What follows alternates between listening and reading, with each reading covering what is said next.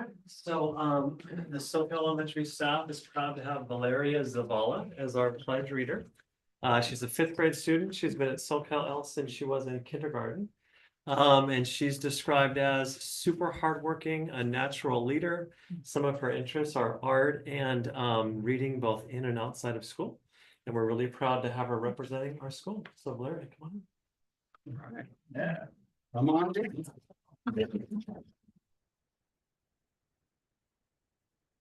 Please stand. Place your hand on your heart. Begin. I pledge allegiance to the flag of the United States of America, and to the republic for which it stands, one nation, under God, indivisible, with liberty and justice for all.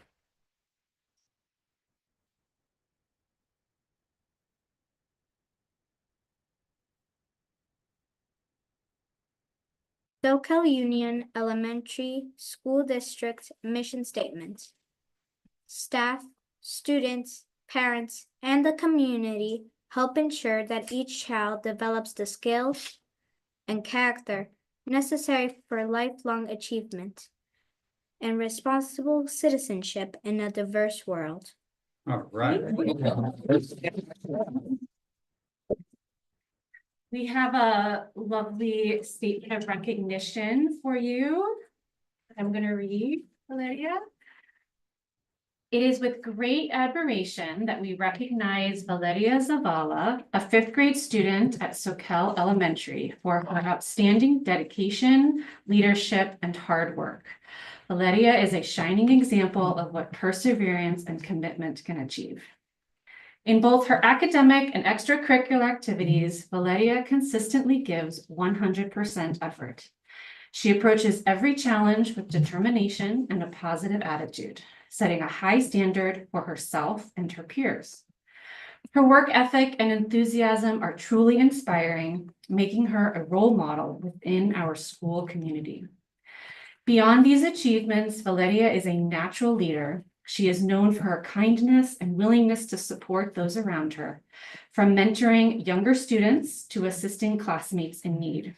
Her bilingual skills allow her to serve as a Spanish translator, further demonstrating her dedication to helping others and fostering inclusivity.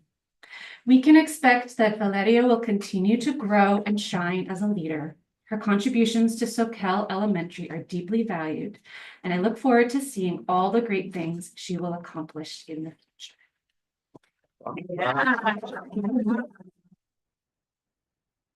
Wonderful.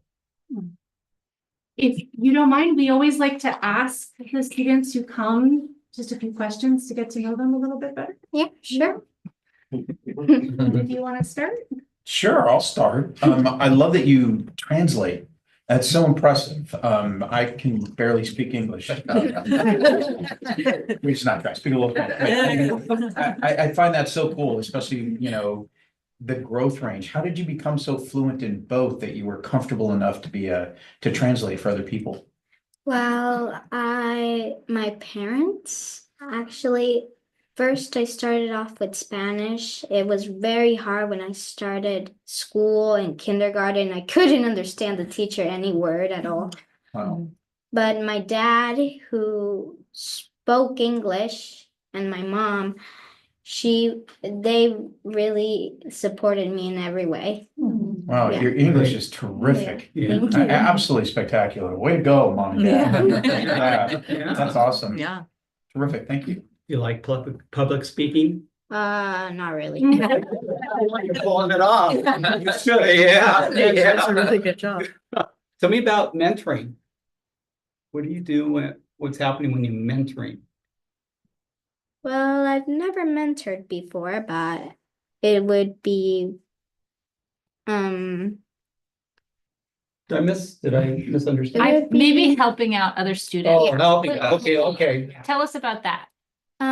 well, helping out other students is just something that I really like to do. It's something that I just know that I have to do. It's a thing. A question related to that. Sounds again like you're super helpful with other students. What can adults at school do to be more helpful to kids? Adults like us who make decisions about schools, adults who work in schools, what can we do for you guys?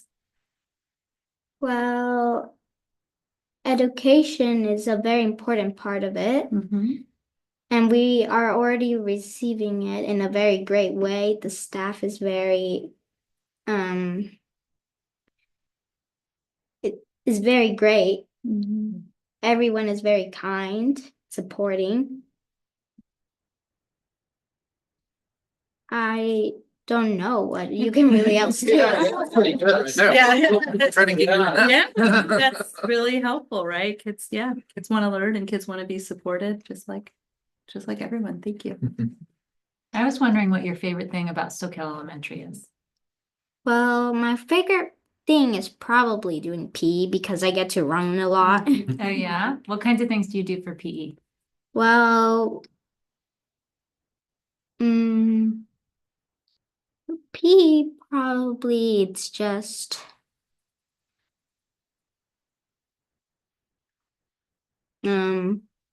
exercise, I guess. Yeah. Well, that's good. Do you have a favorite sport? Running, Yeah. something. Are you a runner? Do you do track or, Track, probably. Yeah. oh, okay, are you with a track club or you just do it as, just? for I just do it school? at school. Okay, that's great.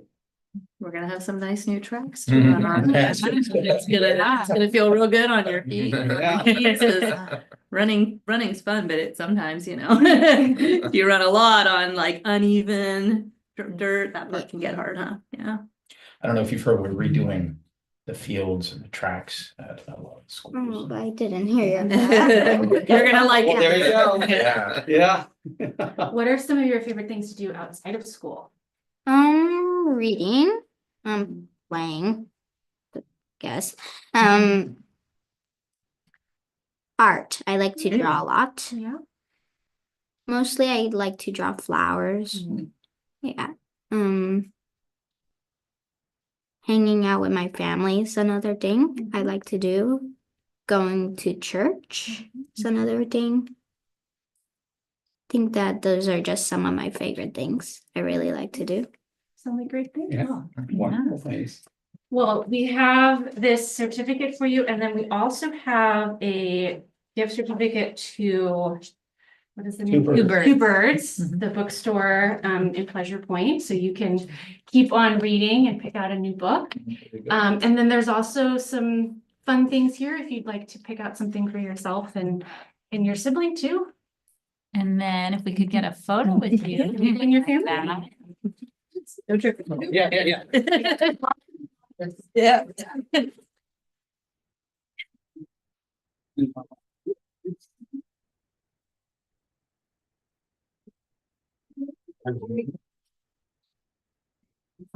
If you want. Yeah. Slide here. Mom and Dad, you guys keep them. Yeah, and brother. Yeah. No, we do. Yeah. Pam, Pam can take it. Pam's got it, yeah. Hands are professional. Like I've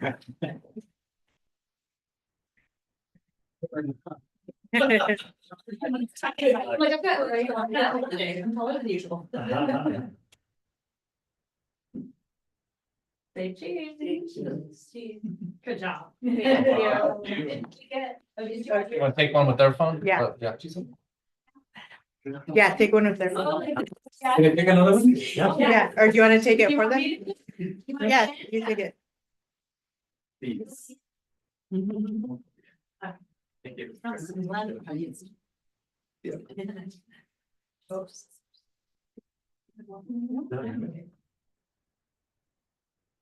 Good job. Yeah. But if you want, your brother can pick out something too. Yeah, oh, good. Pick out something you like. Thanks for coming. Good job, you're a really good speaker. Yeah. Yeah, you Yes, are. really good. You are. And I love your dress too. Yeah. Thank you. Thank you. Thank you. Yeah. Get older. You want to take that? You can take some. Yeah, I bet you'd like. You know what I appreciate? You're very calm. Yeah, I like that. yeah, That's a good Thoughtful quality. as you speak. yeah, Yeah. yeah, it was awesome, even Yeah. when she read the mission statement. It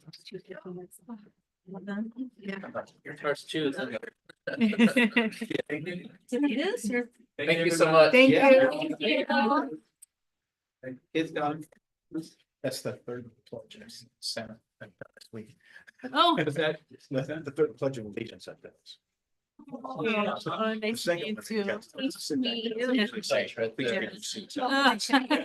Thank you. Hey, thank you. Very nice Nice meeting meeting you. you. A real. Thank you for making the night Congratulations. You got a awesome. bright Yeah. future, Mom. Yeah. We'll vote for you. Yeah. My gosh. Bye, thank you. She is. Bye. Bye. I'm encouraged for the future. Yeah. She makes me feel, teacher, I have a sitting right beside you, and I'm like, look at this. Well, It's all the teacher. Oh, so great. All right, moving on to our agenda. May we have a roll call, please? Trustee Dickinson, Present. trustee Jackson Miller, Present. trustee Donnelly, present. trustee Gray, Present. trustee Edmondson. Present. Thank you. May I have an adoption of the agenda? I'll make a motion to adopt the agenda. All right, a second. I'll second. All right, all in favor? Aye. Any opposed? All right, moving on to the consent agenda. May I have a motion? I'll make the motion to accept the consent agenda as it stands. All right, a second. I'll second. All in favor? Aye. Any opposed? All right, moving on to public comment. Is there anyone in the room that would like to make a public comment? All right, anything on email? Nothing on anything. All right. Moving to standing reports. Superintendent, may we Okay. start with I you? would love to. So just a real quick one tonight, I'd like to express my gratitude to SEA for our regular monthly meeting we held earlier this week. As always, we discuss some things that are going well as some opportunities for improvement. But most importantly, we kept the lines of communication open. I'm also very proud of the great work being done by several teams in the district, such as the math leadership team, the Measure P design team, and the fiscal prioritization team. That's all for me. Great. Great.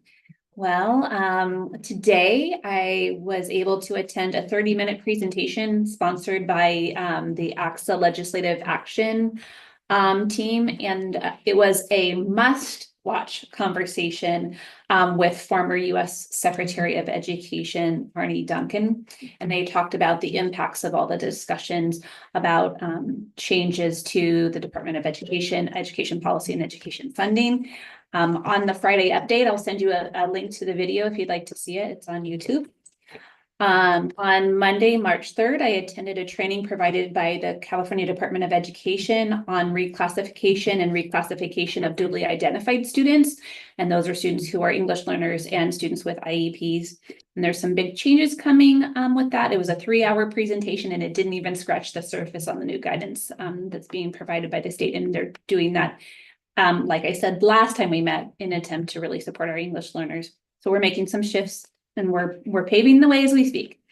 On that same day, I went to the county and met with the TK planning team, planning for session 2.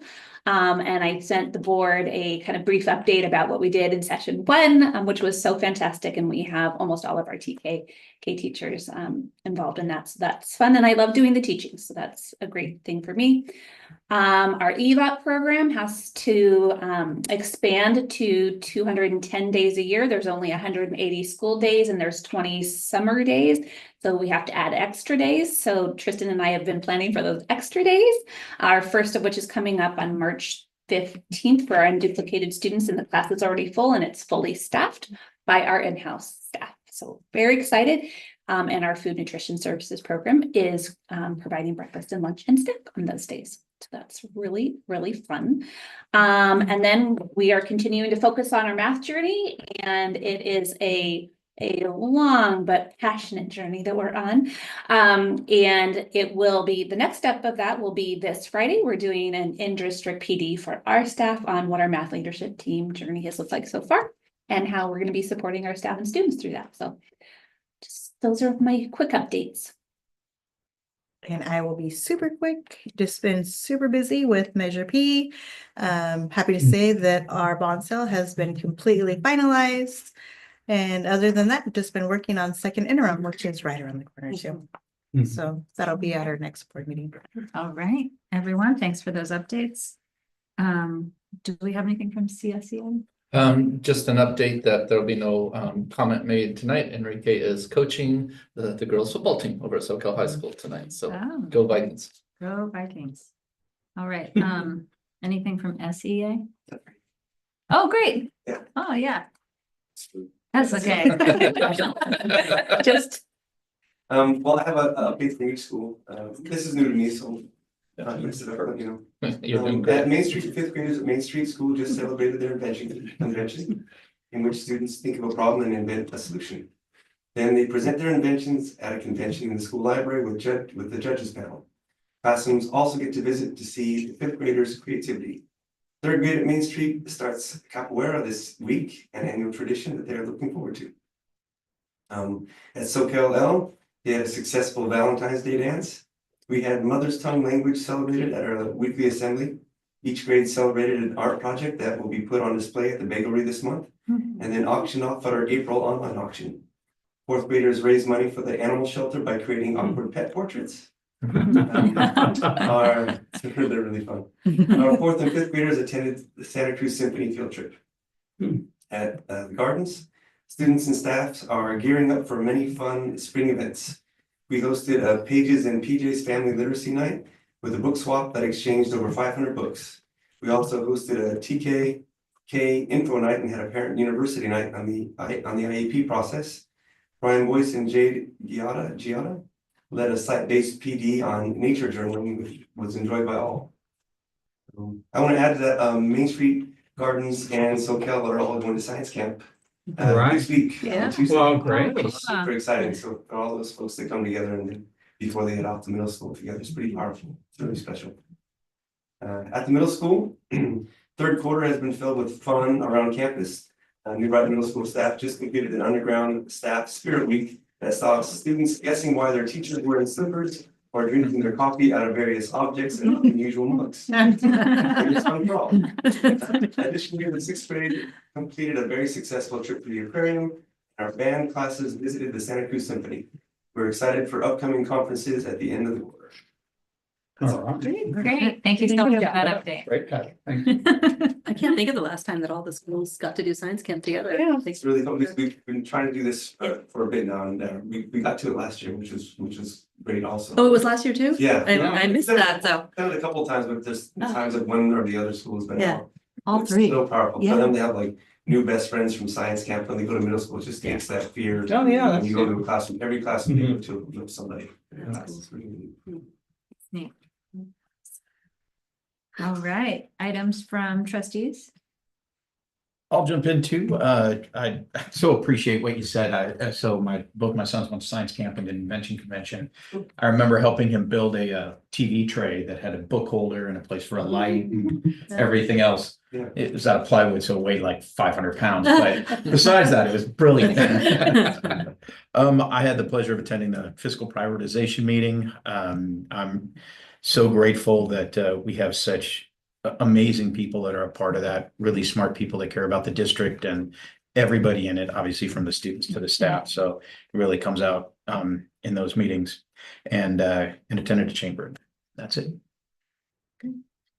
I'm pretty sure I had a design committee meeting between the last board meeting. They're meeting it every other week. So yes, had a very well attended and helpful design committee meeting. And then on Monday of this week was a Santa Cruz County School Boards Association meeting that was at the County Office of Ed. And we had Dr. Sabah presenting to us a really powerful presentation about changes in the federal administration and actions that are being taken to ensure student, staff, and family safety. I took some notes. I'm trying to see if there's anything There are some slides that I can share later when they're available. But one thing that I'm sure you're well acquainted with is, you know, people are concerned about federal funding. And you know, on average, 12% of funding for K-12 education in Santa Cruz County comes from federal sources. That's an average. So Potero Valley is a higher percentage.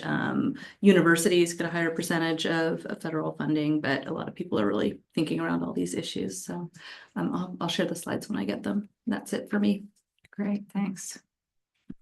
I was there too at the design team. If Yes. Amanda was there, then I knew I was there, right? Last week, Yeah. there. Yeah, that's right. Okay. And thanks for hanging up some new posters here. I'm gonna figure out what the theme is here. Martin Luther King. Okay, all right. Great. I was seeing if you knew. That's it. I don't have anything to report. All right. I also attended the fiscal prioritization team, and I appreciate the just across the board, kind of the diversity of that group. And the Main Street Community Voice Forum. So that was nice to see that presentation and questions over at Main Street. All right, thanks everybody for those updates. Moving on to presentations, information, and discussion items. The 5A 2025 Community Voice Gatherings Reflection. Gave me a perfect lead in with the attendance at the Main Street Community Voice Gathering. We've completed 4 community voice gatherings now. Just some reflections on my part, and then I'll open it up to the board for your input and discussions, and maybe some beginning thinking about where we want to go with it in future years. And so, as you know, the previously held event was the community forum, and it was one event for the whole district held in New Brighton, all with the idea of transparency and communicating with the public that we serve in mind. And then, based on relatively low enrollment at those events, the board requested some changes, which seemed you know, like a great idea at the time, and still seemed like a great idea to take one event, make it 4 events instead of 1, so that there's 1 at each school site, for the convenience of the community to be able to go to an event in their backyard, so to speak. And I just want to say how proud I am of the administrative council in our district, because when that challenge was shared with me, of course, I worked with our team to do that, and they just rose to the challenge and created a great video with you know, which I think not only explained, you know, some of the current topics in the district and the inner workings of the district, but it also really kind of represented the personality of the district. What really came out to me is that our team takes their job so seriously, but don't take themselves that seriously, which I think is a nice balance to strike. And so the video was produced as a way to kind of recreate what used to be held kind of in-person roundtables, and to get that message out there about what's happening in the district, kind of serve as a somewhat state of the district approach via video. And then we were able to just open the discussion with parents that came, and open a dialogue about anything they wanted to talk about. It's kind of like an ask me anything to the superintendent. And I would say very proud of the fact that we tried something new in order to be you know, have better outreach to our community. Super proud of the administrative council members in the district for rising to the occasion, and not only doing the video, but doing all the other parts that, you know, sometimes go unnoticed, like making sure there's childcare, making sure there's food, all those, you know, Maslow's higher order of needs that have to be addressed first before we can have a good training. With all those positives said, the attendance was disappointing, and so we'll continue to tweak and try to do better. And with that, I'll open it up to your thoughts and your questions and your discussion. What was the attendance at the Main Street one? If you take out staff members, 1. Wow. So the most highly attended one was at Santa Cruz Gardens. The first Correct, one. the smallest school. Interesting. Yeah. Scott, you're right in the middle of this. I mean, I hear where you're, would it be more, what would you recommend for next year? Like, I mean, it doesn't sound like it's an effective use of our staff's time to be there for one person. I'm not saying that would be like for every time, but I'm fair conscious question. of your efforts and your family. Yeah. Thank you. I mean, Yeah, it's a great question. Do it. It's gonna date myself, the $64,000 question, right? Like, did it make a difference? So it's hard to tell in 1 year. And the logic of it, I think, is so sound, right? Like, do it in people's backyard, they're more likely to come. But we didn't see that, at least not in the first year. So honestly, I don't know. I think there's pros and cons to both. And there were so few parents that attended, we did get some comments and everything, but one stood out at the last one. I think you might have been there when we were talking. And she was very insightful and said something along those lines, because she got the idea that we used to have 1 and now we have 4. And that parent did indicate that there was something about the roundtables and being able to have actual face-to-face discussion, that as good as the video was, like, you can't replicate that of being able to sit down and talk to some of the experts in the district. So I would agree with that. I think that was one part that was lacking. I used to think that was the highlight of the community forum, is having folks there, Same here. like breaking down barriers, like sit down with us and talk. And even though folks would have like a little flyer from our district or some kind of presentation, the best part was always the back and forth and the give and take discussion, which I think was really the essence of the original idea. It's like, let's break down barriers. We can't do it in this kind of setting, when we're at a dais, but we could do it, when we're all sitting around a round table and just talking. And so if I had to lean, I would probably lean towards really trying to coalesce for one good event. But I think there's logic also. I mean, I'm not like 100 to 0. I'm like 60-40, if that makes sense. it does. What would you think about, I think we've talked about this before, but if there is a way to make it hybrid, like one event and we have the tables, but have at least kind of the introduction part where you sort of give an update on things. People could watch that on Zoom, and then maybe there's like a breakout room where one of the principals or maybe one of the assistant soups, like where if someone could monitor the Zoom and like do Zoom chat. I'm just thinking about like how can we open it to more people? Yeah. Just food for thought in terms of inviting some online. Always willing to tweak and try to do better, for sure. I mean, we during the height of COVID, we did town halls. In that kind of town hall virtual setting. So gleaning some learnings from there. I think, we could tie some of that into. I'm super open. Have you had any feedback or anybody requesting a virtual experience? No, but I haven't asked the question either. So I don't know if if it was really on the table or not. Sometimes you guys might get an email or something from somebody saying, hey, I wish you would have done this as, not this time around, but I'm sitting here thinking about it, and usually what brings people out, if there's something on the agenda that the public really notices and has something to say about it, that would bring out the public. Not, just throw in a hot topic in the agenda the night before, the week before, and everybody will come, but maybe chocolate milk. There we go. Where are our uniforms? Too. And so that's the thing, is that everything's just, everybody's complacent, I think, just with the district and really don't feel a need to come out and see what's happening. We could book Beyonce. There we go. We got that in the budget. Volunteer. Maybe volunteer.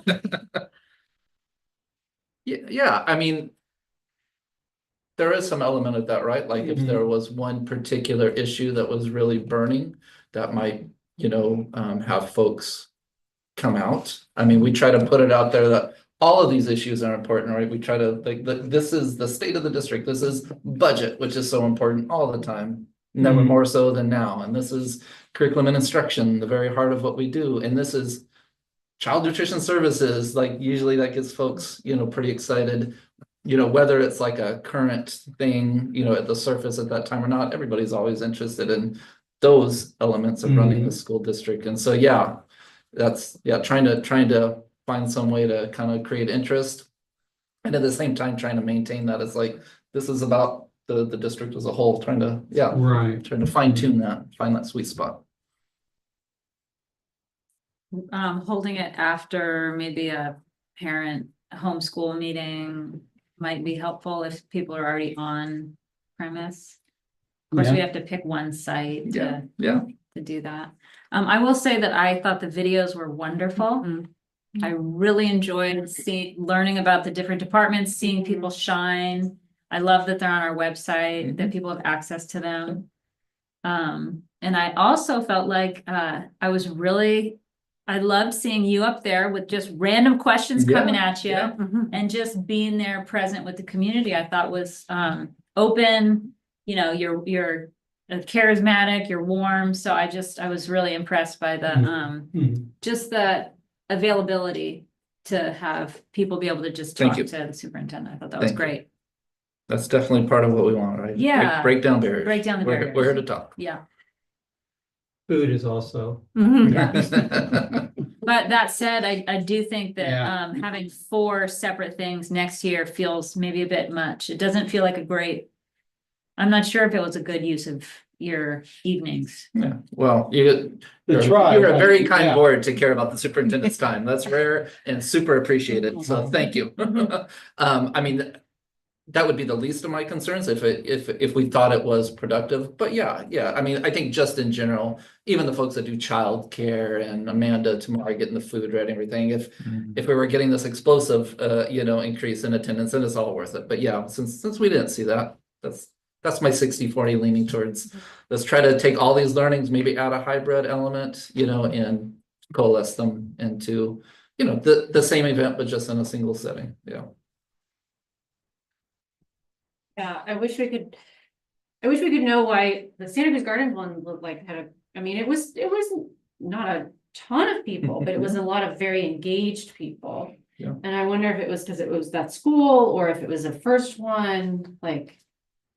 It's hard to know, hard to but know, it was a really, really good conversation. It would have kept going.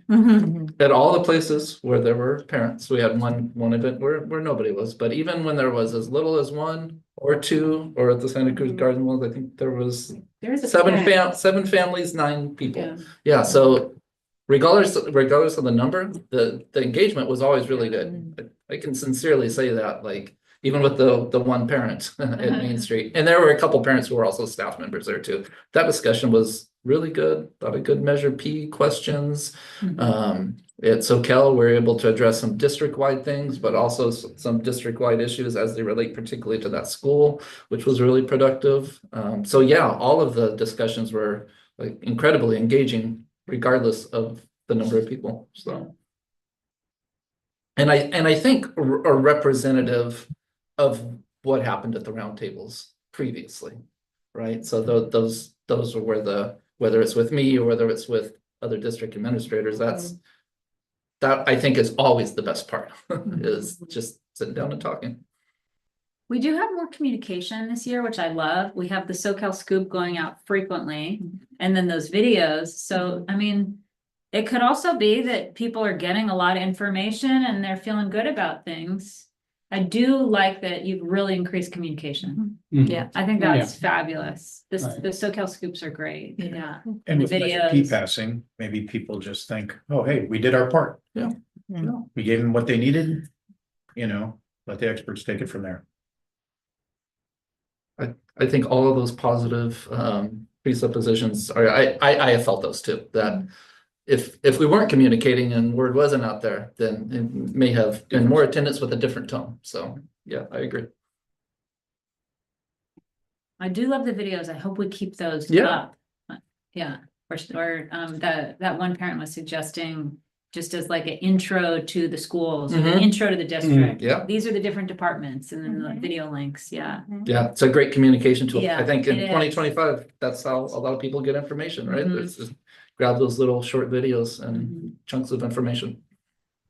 And I think when you start your school journey as a TK or, kindergarten family, you're so connected deeply to your teacher, to your school. Sometimes it's hard to understand all of the connections and what it means, what a school district means, and what is a budget for an entire school district, Yeah. because you're very much focused on like you know, are you gonna eat the snack I put in the lunchbox or whatever the TK issue might be. Yeah. So I think that's great. It's a, yeah, wonderful video and yeah, thank you from me and all of us, like Kelly said, for all of the effort towards it. And my idea on hybrid, like I'm really not attached to it in any way. If Okay. it seems like a fit, great. Put it in a Like, mix and yeah, we can yeah. keep tweaking. I mean, Yeah. I think we all are like really aligned. We want to do our best Yeah. to get people engaged and involved and Yeah, a thought that I had on that, like in real time, when you suggested that is, I have found sometimes the hybrid format a little hard, even if you have other people helping, Yeah. like to navigate back and forth. So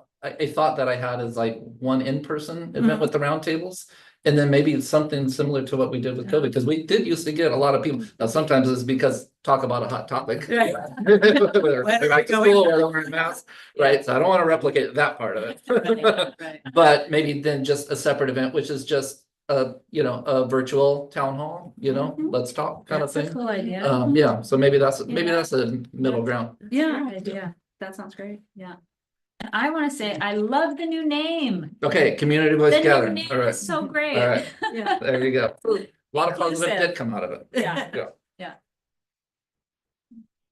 Any other comments or, all right.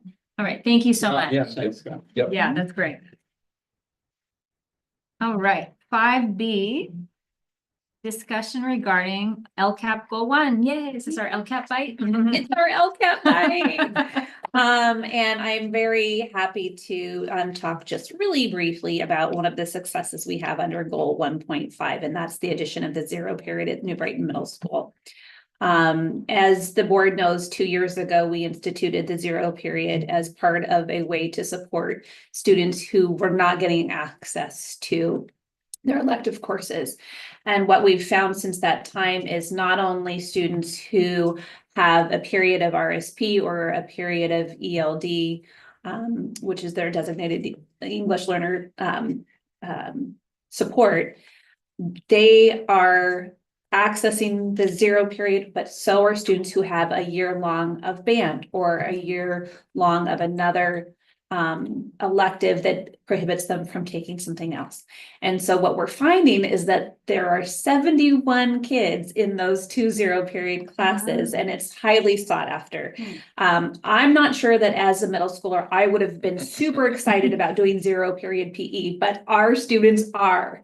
And Ashley Edker and Melissa Walding are doing a great job of it. And so I asked Christina today, can you tell me a little bit about the success that you see? And she said, number one, I can't believe how many kids are wanting it and signing up for it, and how many families are so enthusiastic about giving their students these opportunities. But two, how many, just the sheer number of students that are showing interest. And she said, in fact, if we had more sections open, we could probably fill them. And so what that says to me is that what we were hoping for did work. And we want to continue this work with her and their school. And if there was a way that we could, make it in, even larger, we would. But I think this first 2-year test period really shows it was a need. And it helped us to rethink how we offer for equity. And so I think it's a big equity win for us. So nice to report on that tonight. Very cool. Questions or comments from the board?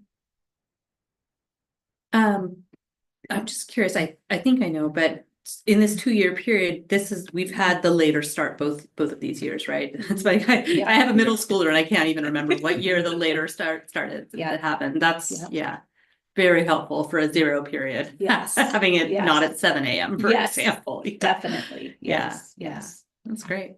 Yes. It is light out when the students are coming. Right. Well, daylight savings time this week, it's gonna be a little darker in the morning. Yeah. So.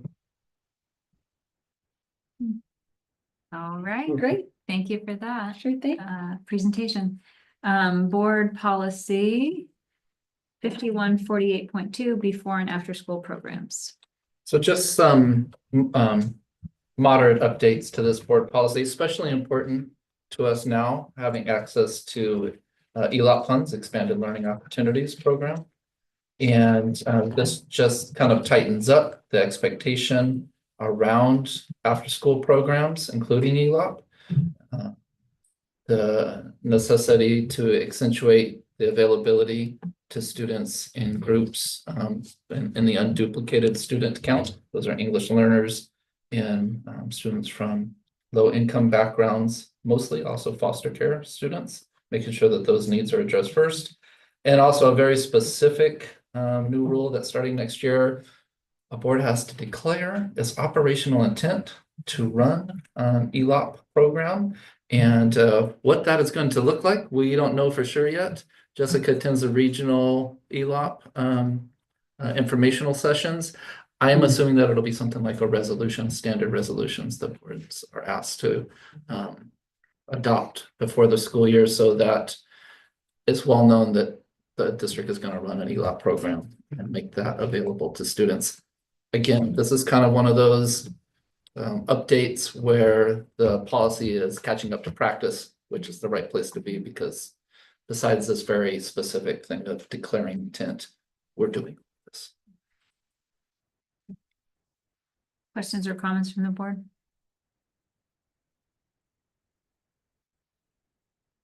Are you saying ELOP or ELOP? We say ELOP, Up, not Expanded yellow. Learning Opportunities Program. I know it shows up in writing sometimes in different Okay. ways, but I think the adoptive vernacular and educational jargon is ELOP. Okay. That was a very important question. You darn right. Gotta know those acronyms. Any other questions or comments? No? All right. Discussion regarding board bylaw 9240, board training. So the updates here, if I could summarize in two buckets. One bucket would be general, kind of along the same lines I mentioned with the other one, just policy catching up with practice. I think some of the changes in the policy really just emphasize what our board has always valued, and that's training, you know, for themselves to get continuously better, like taking CSBA opportunities. So there's kind of that general kind of, it's important to do training as a board member. And then the second bucket would be more specific, and it's around the new law requiring board members to every other year attend an ethics training, one which the county held, and there's other opportunities through like CSB and Lozano Smith, but those are kind of the two main facets of the changes to this board policy. Questions or comments? Just not around the policy itself. I can see that there's like some record keeping that needs to happen. So when we attend, like if I'd done that, we happened to go to that ethics Yes. training the same day, but if I hadn't, like Yeah. you'd want us to email Thank you you. or Yes. Jen, or Yes. how do you want Jen, to? Jen will be the keeper of that. Yeah. Okay. And so she's been trying to reach out with the opportunities that are available, and we'll support with registration and all that sort of thing. But if for some reason a trustee would happen to take it without that support from Jen, yeah, please let her know. She will be the record keeper. All right. Thank you. The superintendent shall establish timelines and procedures for how the individual board member shall request the district pay for the professional development. That's not really something that we're doing. I mean, if there's free training, then we're trying to take use of those, right? Yeah, whenever possible, like the COE was an example. But I mean, obviously, if that one isn't convenient and another opportunity was of a reasonable charge, yeah, that's something that we support. Just like we support our staff members, we support trustees with that.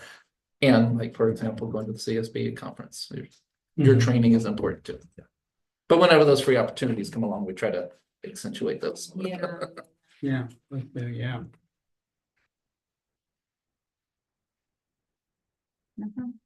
All right, thanks for that. Mhm. Moving on to 5E, bylaw 9270, conflict of interest. There's a lot of changes, a Yeah. lot of pages in this one. Yeah, this is a mouthful. So, rather than going and trying to go like line by line through the changes in the policy, I'm gonna try to capture what I think, are the essence, of it and see how that sits. So I'm gonna start first with maybe the obvious, but just kind of to set the stage before we dive into the updates of the policies, like conflict of interest. What's the conflict of interest? Probably obvious, right? But it's when a trustee's like you would have to disclose if a personal interest conflicts with your duty as a board member, right? And that might be voting on a contract with a company where you either have a stake or you know an employee or a family member is an employee. Like just thinking of where there might be a conflict of interest, declaring that, and then we deal with that. Like sometimes you may have to recuse yourself, sometimes we may have another course of action, but you make that known to the superintendent so we can address it accordingly. Being upfront about a potential conflict of interest. Like that's the essence of this whole thing before you start diving into the weeds, right? Okay, so let's talk about some of the changes. One, it necessitates something that we already have in our board governance handbook, and that a district, a board has to adopt conflict of interest code. So we have that as an exhibit in our handbook. So already done, but this requires it now. Before we had it because it was a good idea, and now it's required.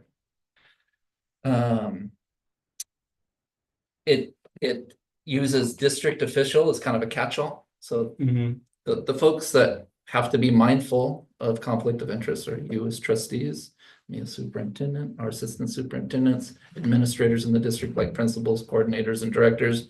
These are folks that have decision-making authority. And so there's just now this district official term that is like a catch-all. So that was an ongoing change throughout the update. A new law was addressed regarding campaign contributions, increasing the threshold to $500. So obviously, if you're running a campaign and somebody contributed more than $500, then that's something that we have to be very mindful of if you're ever in a situation where you might be voting on something that contributor has at stake in the district. It captures the ethics training that we already talked about. And then our favorite form, everybody's favorite form, Form 700, it still captures it in there, but it rewrites what we have to do. But in essence, we have to do our Form 700. That's due April 1st. Yeah. And I like it too. It's online. You just, so you know, much just better. change the date and you're done. As long as nothing's changed. Yeah. Perfect example. I haven't got my billions yet. You neither. So that was my attempt to try to capture a lot of There is a very lot here. tedious, tedious is probably the wrong word, very important detail-oriented changes, but try to capture the essence of them. But there's admittedly a lot, so be glad to try to tackle any of your questions, and we may have to come back and get answers because it's pretty technical. Questions or comments from the I board? like the second paragraph where board members shall abstain from voting on personal matters.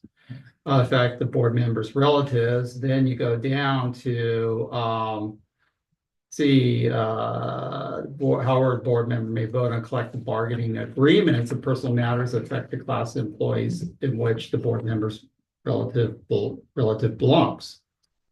So that means that negotiations, if I had a family who were on the negotiation committee and they come forward, I could vote yes or no. Yeah. That's my understanding. Yeah, that's true. But everything else is like, if it was that relative's individual contract, like they were going hiring. for a promotion or something, Yeah, then or that would be a hiring. different consideration. Yeah. Yeah. Okay. I had to read that a few times. Yeah, most of this, 3 or 4 times. Yeah, that's interesting. Like if one of us had a kid who wanted to become a teacher in the district and, I think, and then personnel actions are on the consent agenda, Right. but I think since like their individual name would be listed there as someone, as a hire, like you would maybe declare a conflict of interest on that item on the consent agenda. Yeah, usually that's on the consent agenda. Yeah, but that's, it's I never- think that's probably the right way to do it. Yeah, And- yeah. But then say your kid gets hired and we're doing normal, collective bargaining decisions on sunshining contracts, et cetera, because it's the whole class of all the certificated teachers, then you're okay. I love this stuff. Right up your alley. Yeah. It's so important. And you don't have to leave either. It says, you know, you Yeah. excuse yourself, you don't have to scoot and head out and do the Brit and come back. You know, so. Yeah, I think it's so important, you know, to understand the essence of it, like just thinking through that idea, you know, if it was a relative, and so that just Yeah. shows like capture the essence of this, and then the CSB recommended changes in the technical language we've captured, right? So having both is so important. Anything else on this topic? No? All right, thanks for explaining that. Moving on to action items, 6A, consider approving architectural and engineering proposals for stacked for the Measure P bond. Yes, so as you can see, there are 3 proposals from Stacked for architectural and engineering, and this will be for the first phase of our elementary sites. It's for the fields, the tracks, hydration stations, lighting pathways, ADA, the amphitheaters, and so forth. These are the first projects that we can get out the gate the quickest. And so this will be able to get us going and get the process started so we can keep the ball rolling. Brett McFadden is here, and he can add anything that you'd like. Yes, Yeah, please. sure. Yeah. Come on down. Thank you. How you doing tonight? I'm well, thank you for asking. Thank you. I love coming here because it's 5 minutes for me. I have to tell you that again. Tomorrow I have to drive 3 hours, so this is perfect. This is wonderful. For the record, Brett McFadden with the District Advocates Group. And so I appreciate the opportunity. So the 3 proposals to you tonight have been reviewed by our team. And just as a bit of background in terms of when I say our team, when we do a peer review of all proposals that come in from the districts that we're working with. And so in this case, we ran these proposals through what was called a cost estimator. This is an individual that has experience, certified cost estimator in the area of construction and for fees and such, seeing if these are according to industry standards and if these services and the scope of them is appropriate for this type of work. Second, then we conduct a peer review of individuals, of other partners in the firm like myself. So I reviewed this, and then we peer reviewed this with 2 other partners that are experienced school facilities directors in other districts. So in this case, it was our fellow partner, Alan Reesing, former assistant superintendent of facilities from Long Beach Unified, and did about $1 billion of projects in his career. And then Elizabeth Giles, who is in our Northern California office, who was a facilities director as well, reviewed these, and we came to the same concurrence that the scope of the services and the proposal, as well as the fees, were appropriate. And I do need to give accolades to your CBO, and had a conversation with Stacked and said, hey, could you reduce these anymore? And they were happy to do so. So it's always helpful to ask, you know, and if a firm can reduce it a bit, then that means that you're getting probably closer to the more appropriate amount with that. So that was hats off to you for doing that, because not most CBOs don't do that. We don't see that. Okay. So I would concur with you. I recommend that you approve these 3 proposals specifically for the work for the 3 sites. Your cost estimator, is he an independent person? Does he work for your firm? Works for the firm, yes, but this is the work that he's supposed to provide for us.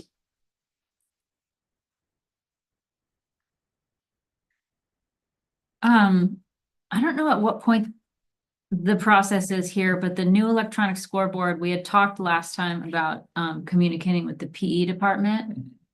Did that happen? About having one, or about so I know that we're doing the underwater or the underground part of it. Mhm. Is so this sounds like a actual scoreboard. It's not a definite. So what it is, we're gonna get the scope of the work. So the cost that everything would come out to, as far as running the wires, and then how much it would cost for the actual scoreboard, and see if that's something that we're gonna go forward with. and so forth. So it's just basically having it in the scope of work, so that way we can make sure that we do our due diligence to get the full cost of everything that's kind of on, the facilities master plan as the kind of wish list too. And then when do you guys go communicate with the PE department? And After these this? particularly wouldn't be PE department because these are the elementary fields. So, I mean, when you Oh, talk I about thought PE these were all department, the fields. well, the 3 elementaries, Okay, right? Yeah, Sure, all of them. Because, New Brighton's on a different, and, okay. That one's already rolling. yeah. Yeah, Oh, so, but my that, bad. no, No, I mean, we you're can good. still get their input because they have a vested interest in the kids moving up Yeah. through and everything, but I think, the fact that the infrastructure will be there so that if we decide down the road to have a scoreboard, it just sets us up for that possibility, and we'll work with our partners like Little League and others Yeah. to make that final decision. Yeah. I guess because one of the hanging questions was like, how much is the upkeep of a scoreboard? Certain schools seems more important. For example, if, the baseball league rented Main Street, a scoreboard would be more important. Maybe at a different site, it might not be as important. I don't know, just that, I don't remember if we answered that question. I think it's still hanging. Yeah. How much is the upkeep of a scoreboard? And are there any sites where we might not want to have a scoreboard to save that money? Yeah, and we can keep on investigating and looking in and getting everyone's input and so forth on that if we end up going all the way with it. Okay.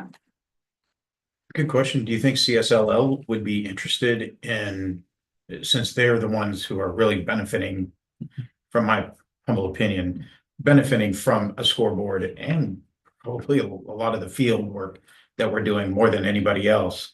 Do you think we could talk to them, have a nice dialogue, whether they might be interested in doing the maintenance on a scoreboard or something that we could, or even putting up a scoreboard?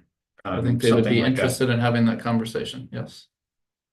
They've You know, expressed an Because if we're interest to not partner gonna with do us. it and they're the ones using the fields, they might say, no, you guys do this and we'll chip in. That way we might be able to save some money for something else for the kids. Can I ask a clarifying question? Are we considering renting all the fields? I didn't think that the SoCal L field was gonna be a size that would be interesting to Soccer, a league. right? With Well, the half for, practice During soccer field. U6 or something like that, or soccer, I'm sure they'll as a take it. rent. Yeah, I'm rent? sure a league may be interested. Okay, And it's got a baseball field on it too for practice. yeah, So some teams, while they would probably have games, for my limited understanding, they would probably have games at Main Street where we'd have a nice scoreboard if they wanted to help us with that. And then SoCal L would be soccer because it's a full length, like an actual men's soccer field with 2 kind of elementary fields on each side. So we could use a number of things there too, also with a baseball diamond. So other teams, while they're playing games, other teams could have that day to practice or something along those lines. So I think there's revenue opportunities with all the fields at all the sites. I have a question about the proposal when we're back at that. Is it a good time? I was just looking at the schedule on page 2 of the stacked letter, and I know it says it's a draft schedule subject to change. Do we think we're potentially still on that timeline? Because it looks like the approval of the contract we're looking at now was possibly for our last meeting, and then it has program and schematic design for Friday, the 7th. Are we on target? According to, if I may, Madam Chair. Yeah. According to that schedule, we're approximately 2 weeks behind. I've communicated to Stack, we'll need to adjust that. We're being aggressive, or Stack is proposing an aggressive schedule. The hangups and this is, maybe I can segue into some of the warnings that I'll get you based on what we're hearing and seeing statewide. The hangups will be at DSA because of their what we call bin time. So it will be sent to DSA and then it will be subject to review. There's $56 billion in authorization statewide with all the districts and Prop 2 and everything, but they didn't do anything to increase the staff at DSA. If this was the federal government, we'd be proposing to cut them by 25%. So, so we're concerned, and what we're starting to see is longer and longer delays there. And so these are aggressive. I think we should stick to them to push hard, but don't be surprised if you see a delay at DSA in terms of the turnaround time. I will say, though, I have worked with a member of Stack VJ on a couple other projects. He's very diligent, and he pushes DSA hard. Thank you. Also, is to your question about scoreboard and then the range of things that might be going into these projects. What will happen is there'll still be time for community engagements and partner engagement, and as there should be. And then second, as we begin to look at these things and we begin to dive into them, we'll start to then be, in terms of their scope and such and the details, we'll then be able to ascertain costs. And that's the second warning I want to give you is that what we're seeing cost-wise on a range of things, particularly in what has happened in the last 6 months nationwide and here in California, we're seeing construction costs related for materials and services. They're growing astronomically. And so what will have to happen as a natural part of any project is we will have to engage in a reprioritization of what is possible for all these projects. And that, I have to warn you, it's a natural part of any project process, but it also can be painful. So I have as a former board member, as a constituent in the community, in my days at Pajaro Valley Unified, is to prepare yourself for that. It's a normal part of a project. Is this something that we got multiple bids on, or was it something that the intent was just to get a bid from Stacked? Stacked is your primary architect that was chosen through a competitive process, an RFQ process. So this is part of the role that they play in this. And so they make a proposal. And in this case, with our firm and our contract with you is fiduciary.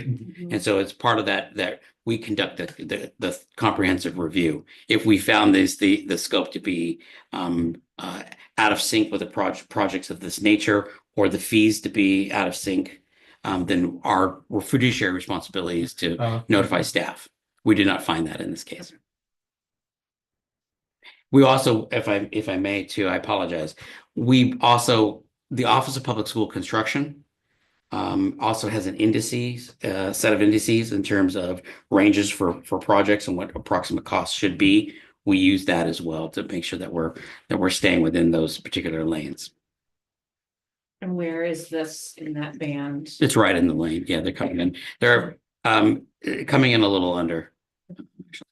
And with the further reduction that the CBO was successful in getting, your CBO was successful in getting it, it puts them in at a good rate. I typically see initial proposals about anywhere between 12 to 15 to 18% higher than what's been proposed. Question about the not included fees. All of them are we expected to pay for all these fees? How many are there? 9. And especially Coastal Commission. I mean, is that versus agency fees in parentheses? That means, for example, so because I know we have 3 schools for sure, not in the coastal area. I think New Brighton is coastal. Are they considered the coastal zone? New Brighton? I think so. Yeah, so we would have to pay a fee with the Coastal Commission only with New Brighton. Then. Okay. Yes, statutorily, those fees are the responsibility of the project owner. This in this case being this agency. The architectural firm, cannot provide those fees, such as like geotech, topographic, and such. Those are services that are rendered and they're certified separately, so they can't be under the influence of another. Of an architectural firm or something like that. So they have to be separate because there's according to the state certification requirements and statutory requirements.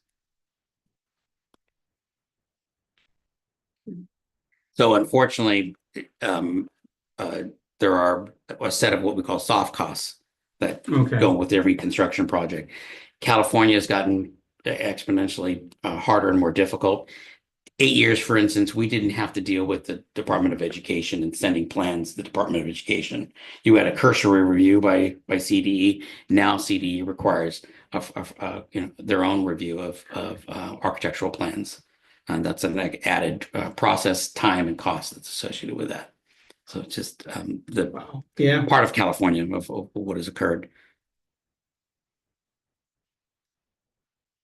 We will track the soft costs. We'll work with your district staff on that to make sure that we're tracking that appropriately and staying within an acceptable rate. The one thing I have not done is I haven't looked at your bond language yet, but I can talk to you if you've put in any limitations relative to soft costs or anything. Okay. So we're doing a similar thing at Bonnie Doon. I can show you what we're doing there. Okay. Track this. Thank you.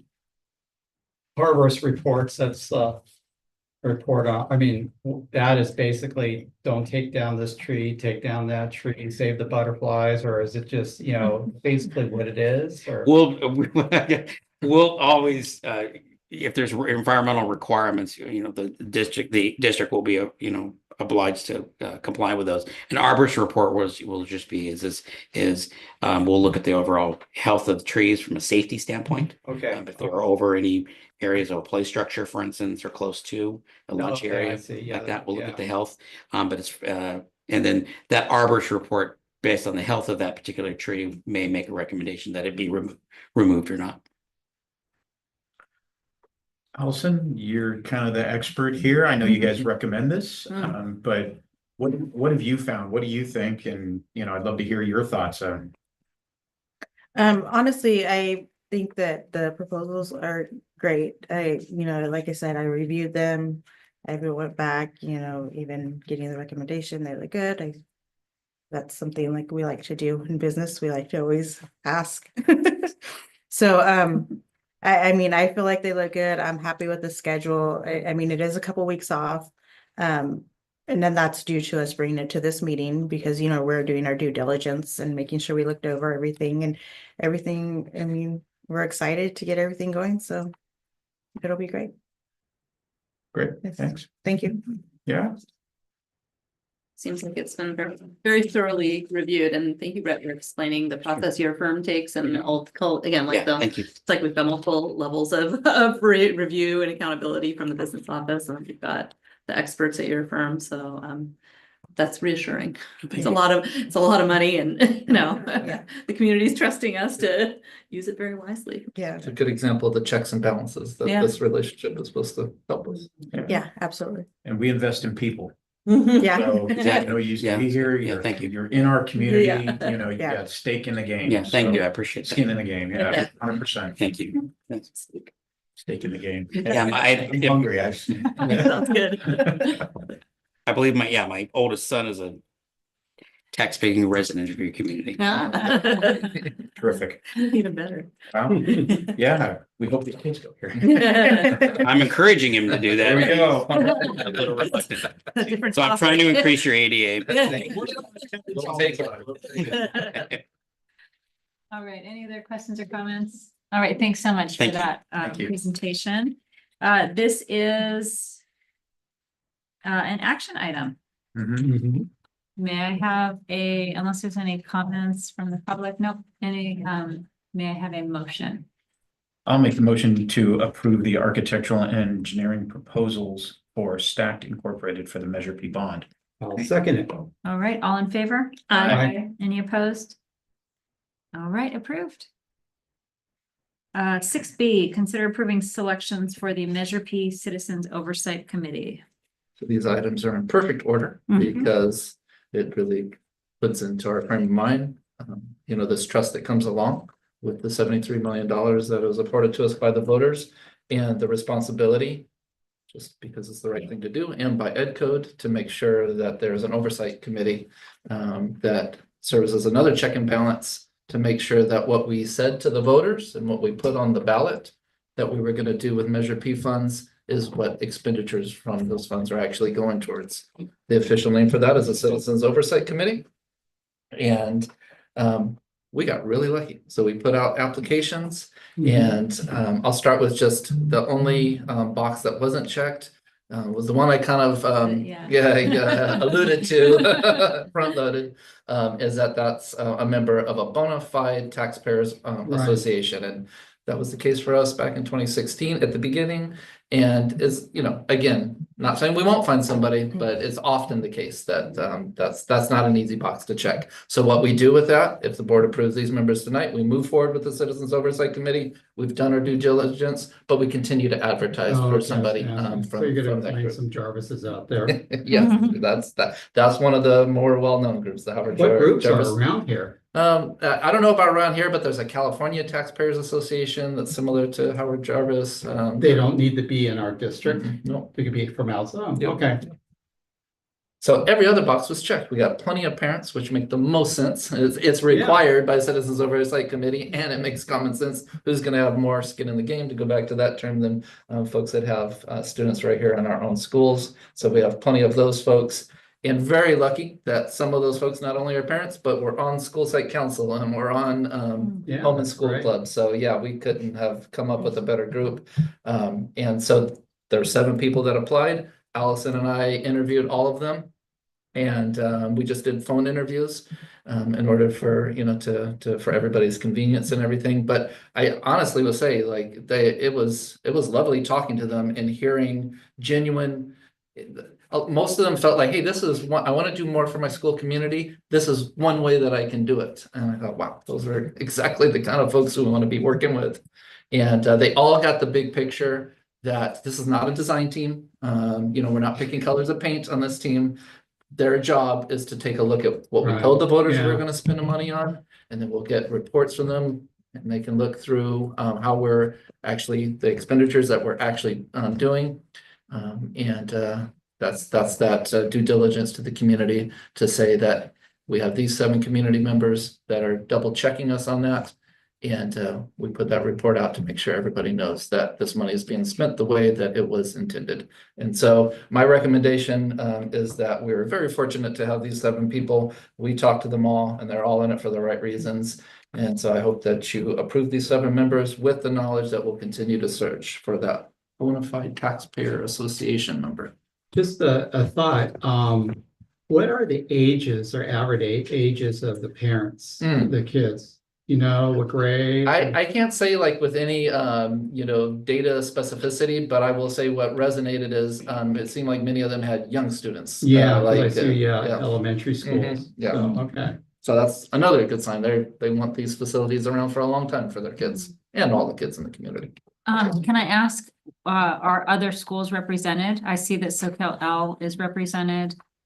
So I don't remember, I honestly don't remember for a couple of the ones on like 5 and 6, which school. I do believe that other schools are represented, but we didn't take that into account because it's a logical question, but in terms of the legal requirements of the group, it's not necessary. So what school? I mean, Rebecca Cope. I don't remember off the top of my head. I don't want to. Yeah, I don't want to trust my memory, but I only put the schools for the ones that were like a school site council member. Right. Yeah. Okay. Okay.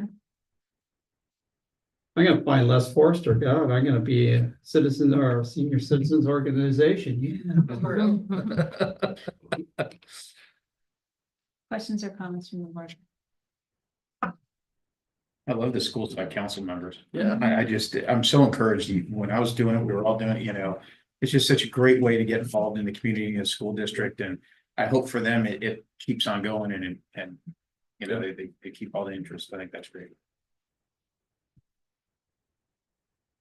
It's great that we had 8 spots and we got 7 Yeah. kids. So that's wonderful. You guys don't need to turn anybody away. I know.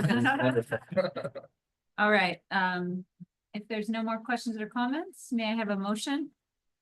I'll make the motion to approve the selections for the Measure P's Citizens Oversight Committee. Right, second? I'll second.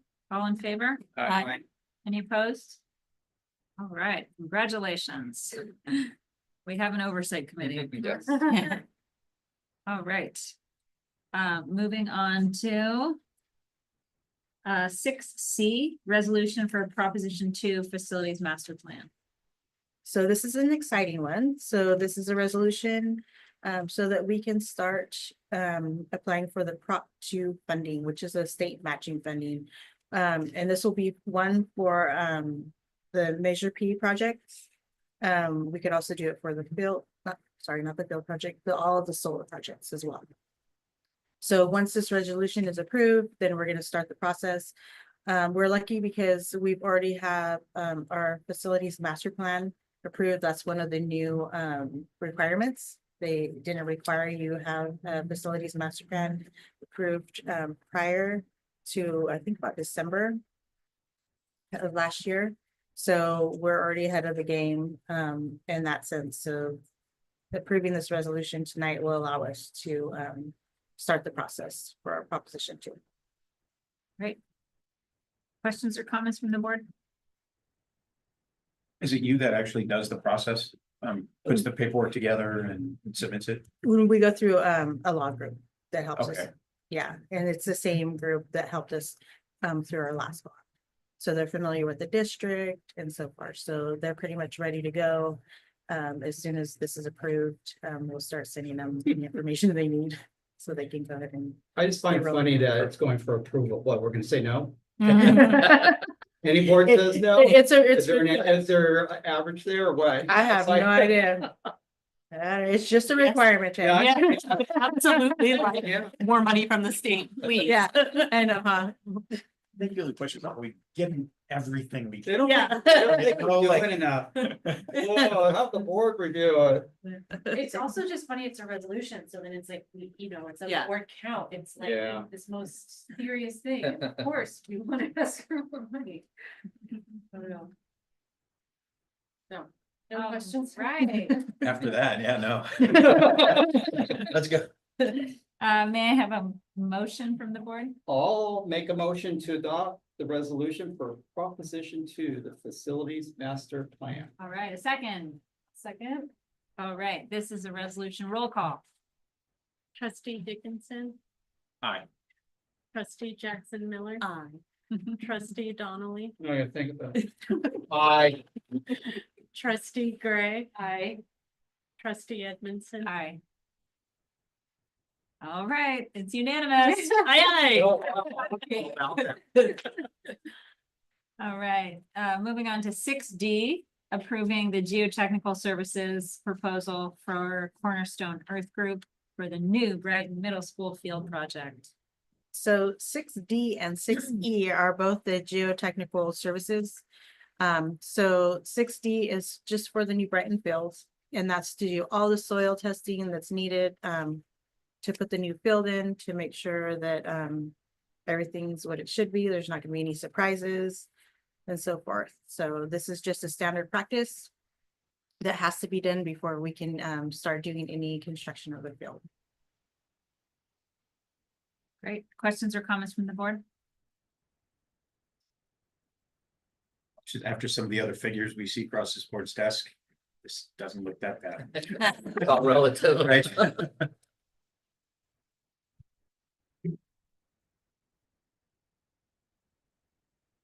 just hope they don't And you said find it, anything too creepy under there.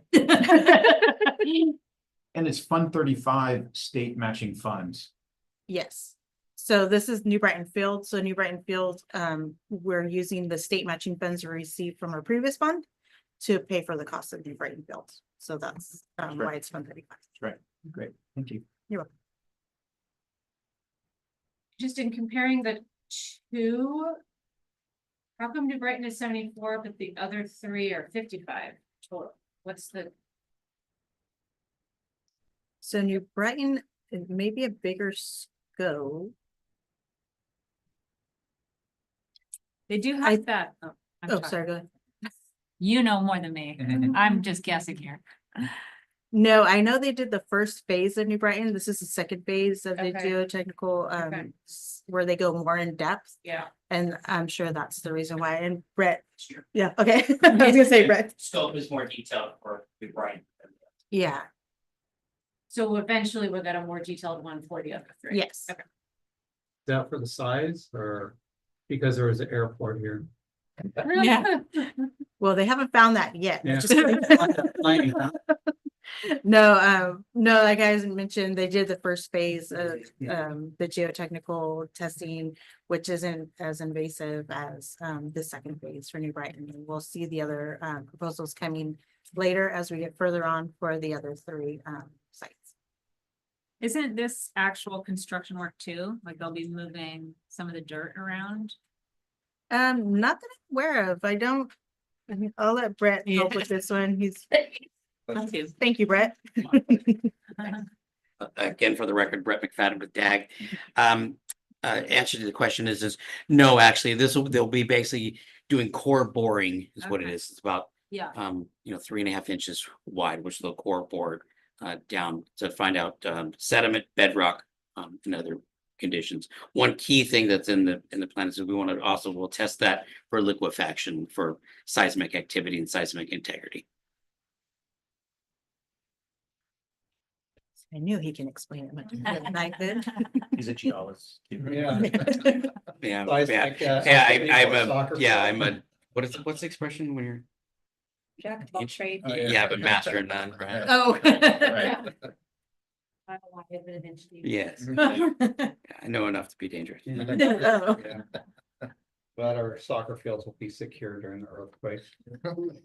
So got you up here, what do you do? Well, I mean, that's an important point, but we also have to make sure that in terms of drainage and are the soil conditions sufficient to that? Otherwise, then from a design standpoint, do we need to design elements in the fields that make sure that they sufficiently drain?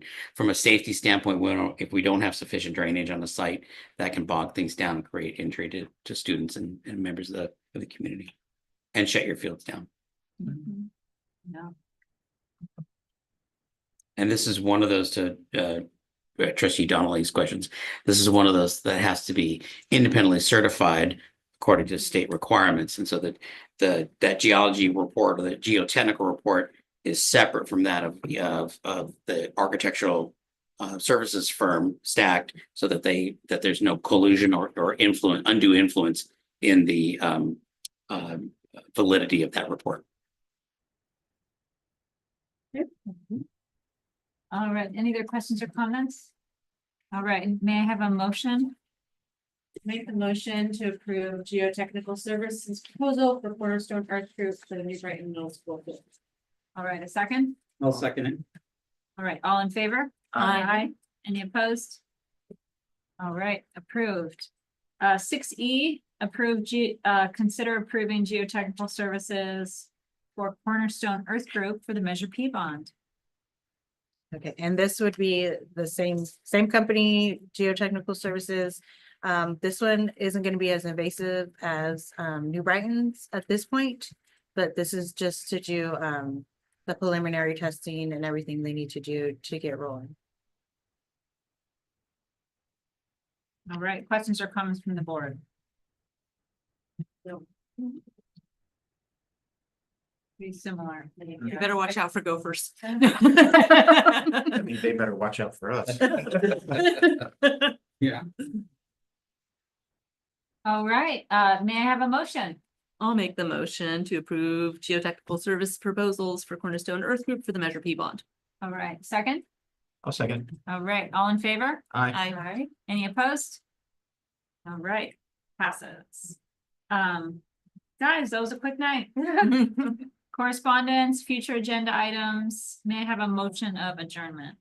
I'll make the motion. A second? I'll second it. All in favor? Aye. Aye. Any opposed? All right. Called it. Before 8 o'clock. Hammond's our lucky charm. Good, I told Valeria, I was like, sometimes we're here for 2 hours or more, and she was like, and I was like, but you'll be done by 6:45. You want to do the next meeting too? Yeah, no. Okay. By the way, Scott, just noticing on our calendar, the SUESD